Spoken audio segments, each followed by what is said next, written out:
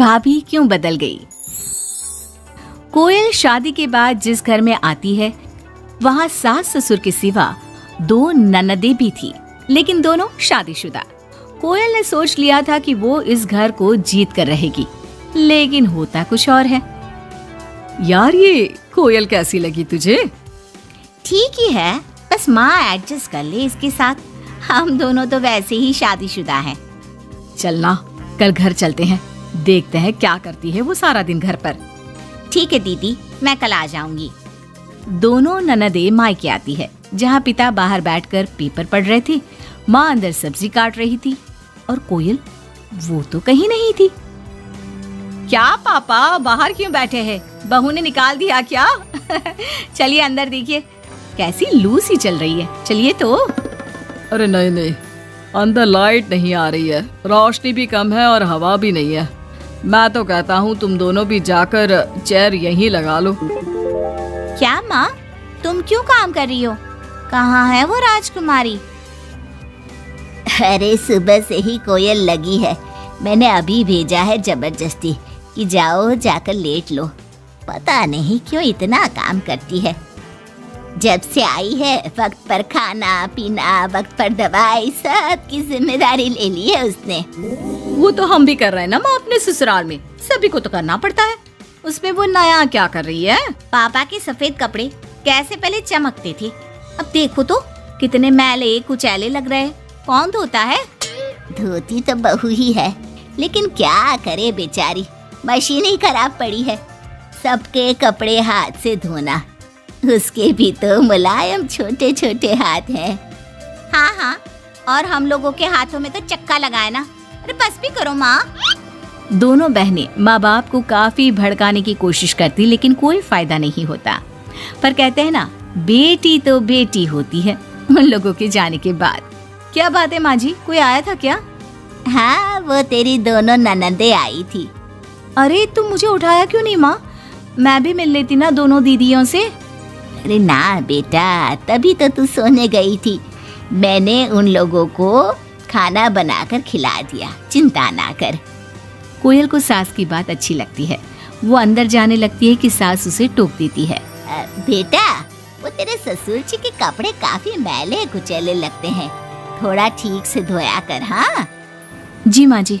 कोयल सास को कुछ नहीं कहती, लेकिन रात में जब पति आता है तो कोयल उससे कहती है, सुनिए पापा के घर के पहनने वाले कपड़े काफी पुराने हो गए हैं। मैंने कई बार उसे धोया, लेकिन उनमें चमक ही नहीं आती। अगर आप कुछ पैसे देते तो मैं पापा के लिए घर पहनने के लिए नए कपड़े लेकर आऊं। हाँ हाँ कोयल, क्यों नहीं, जरूर। अगले दिन कोयल खाना बनाकर बैठी ही होती है कि छोटी ननद आ जाती है। अरे नमस्ते दीदी, कैसी हैं? आइए बैठिए, मैं आपके लिए नींबू पानी बनाती हूँ, आपको अच्छा लगता है ना? वो माँ कहाँ है? कोयल को अजीब सा लगता है कि ननद ने उसे पूछा तक नहीं, ना ही नमस्ते किया। सामने से माँ आती है। माँ, वो मैं बाजार जा रही थी तो सोचा आपसे मिलती चलूं। अच्छा माँ, जरा नींबू पानी बना देना, बहुत मन कर रहा है। हाँ हाँ तू बैठ, मैं बना कर लाती हूँ। कोयल को लगता है कि बेटी है, माँ के हाथ का स्वाद मिस करती होगी। इसमें बुरा मानने वाली कोई बात नहीं है। दीदी मैं भी बाजार जा रही हूँ, आपके साथ ही चलती हूँ। ननद भाभी दोनों मार्केट जाती है, जहाँ कोयल ससुर जी के लिए कपड़े लेती है। क्या जरूरत है भाभी, पापा को उनकी पसंद के कपड़े ले देती ना, उन्हें ही यहाँ पर लाकर। पर दीदी पापा तो लुंगी ही पहनते हैं और एक ही डिजाइन की, तो इसमें पसंद नापसंद की क्या बात है? आपसे क्या बोलना। मार्केट में कोयल की किसी दुकानदार से बहस हो जाती है, लेकिन वो देखती है कि ननद उसका साथ देने के बजाय भीड़ का हिस्सा बनी खड़ी होती है, जैसे कि वो उसे जानती ही नहीं। कोयल घर आती है। अरे बेटा, क्या जरूरत थी नए कपड़ों की? पापा मैंने ना आपके कपड़े धोने की काफी कोशिश की, लेकिन वो पुराने हो गए थे ना, इसलिए ऐसे मैले से लग रहे थे। सास भी समझ जाती है कि कोयल ने कपड़े धोने में मेहनत तो की ही होगी। एक रोज फिर दोनों ननदें आती है। कोयल अब दोनों ननदों को मनाने के लिए कोई ना कोई तरकीब निकालती है। ये साड़ी दीदी को दे देती हूँ, मेरी नई साड़ी है, कम से कम साड़ी देखकर खुश हो जाएंगी।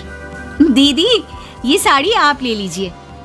और छोटी दीदी, मैं आपकी पसंद की पालक पनीर बनाती हूँ, आप लोगों के आने से घर में कितना अच्छा लगता है ना। दोनों कुछ नहीं बोलती। अब तो जब भी दोनों ननदें घर आती, कोयल के सास ससुर को भी भड़काकर चली जाती, जिसके बाद से ही दोनों का रवैया कोयल के लिए कुछ दिनों के लिए बदल जाता। पता है कोयल, मेरी छोटी बेटी सास को घर में एक काम करने नहीं देती, सारा दिन बिठा के खिलाती है। कम से कम तुझे मेरा साथ तो मिला है, क्यों? कोयल कुछ नहीं कहती, लेकिन अब वो थक चुकी थी। ससुराल के लोगों को प्यार से सम्मान से साथ बांधने की कोशिश कर करके, लेकिन ननदें वैसी की वैसी ही रही। अब कोयल ने सोच लिया कि वो ननदों से बात करेगी। जब बड़ी ननद घर पर फोन करती है, हेलो हेलो कोयल, माँ को फोन देना। सभी को फोन लगा लिया लेकिन कोई उठा ही नहीं रहा। ओह, तभी आपने मेरे फोन पर फोन किया दीदी, और वो भी सीधे माँ से बात करने के लिए। क्यों, मैं नहीं हूँ क्या? या मेरा हालचाल पूछने की आप लोगों को जरूरत ही नहीं है, या मुझसे मतलब ही नहीं है? क्यों? अरे नहीं, ऐसा नहीं है, वो वक्त ही नहीं मिलता ना घर के कामों को लेकर। दूसरी ननद से भी कोयल बात करती है, लेकिन वो भी वक्त और काम थकान का रोना रोने लगती है। कोयल को लगता है कि शायद उसकी ननदों से बात करके उसे सब सॉल्व कर लिया, लेकिन ऐसा होता नहीं है। ननदों का व्यवहार वैसा का वैसा ही रहता है, जिसके बाद कोयल भी कुछ ठान लेती है। एक रोज छोटी ननद घर आती है। कोयल भी उसे नमस्ते करके कमरे में चली जाती है। ना ही उसकी पसंद का खाना पूछती है और ना ही चाय। बड़ी ननद को भी कोयल फोन करना छोड़ देती है, और ना ही उन लोगों के स्टेटस चेक करती है, ना ही उन लोगों के आने पर हालचाल पूछती है। दोनों ननदों को कोयल का बदला रूप अच्छा तो नहीं लगता। क्या बात है कोयल भाभी, आपको हमारा यहाँ घर आना अच्छा नहीं लगता क्या? लेकिन हम भी क्या करें, मायका है, माँ बाप है, तो आएंगे तो सही ना। वो काम है थोड़ा, मैं अपने कमरे में जा रही हूँ। जो भाभी ननदों के आगे पीछे लगी रहती थी, उन लोगों के खाने पीने से लेकर हर बात का ख्याल रखती थी, उसका बदला रूप दोनों ननदों को अखरने लगता है। क्या बात है कोयल, अब हम लोगों से बात भी ज्यादा नहीं करती, ना ही फोन करती है। वैसे तो आप लोग भी मुझे कभी नहीं पूछती थी ना, आती तो सीधा माँ के कमरे में। फोन में मुझे तब करती जब घर में किसी का फोन ना लगता हो, और करती भी तो सीधे माँ से बात करा दो। मेरे हाथ का ना खाना खाती, ना सीधे मुंह बात करती। तो मैंने भी अपनी दुनिया में जीना सीख लिया है। अब मैं मस्त हूँ और खुश हूँ। नमस्ते। ये बोलकर कोयल वहाँ से चली जाती है अपनी दुनिया में।